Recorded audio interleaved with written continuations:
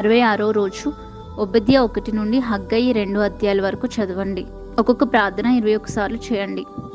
చీకటి సంబంధమైన ప్రతి పని వేర్లతో సహా యేసుక్రీస్తు రక్తం ద్వారా నజరేయుడైన యేసు నామంన ఎండిపోవునుగాక. ఆమెన్.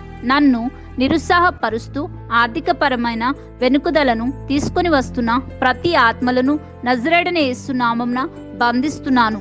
ఆమెన్.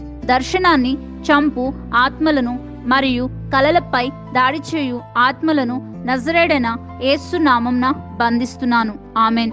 వివాహ సమస్యలను తీసుకొని వస్తున్న ఆత్మలను మరియు నాకు వ్యతిరేకంగా పోరాడుతున్న ప్రతి ఆత్మను నజరేయుడైన యేసు నామంన నరికి వేస్తున్నాను.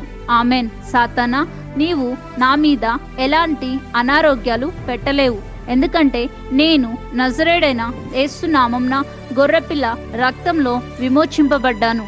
ఆమెన్. నాపై యేసుక్రీస్తు రక్తం యొక్క శక్తి నజరేయుడైన యేసు నామంన విడుదల అగునుగాక. ఆమెన్.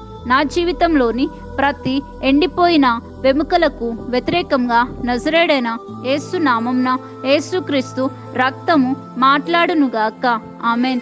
నా పైన యేసుక్రీస్తు రక్తం యొక్క శక్తిని నజరేయుడైన యేసు నామంన విడుదల చేస్తున్నాను.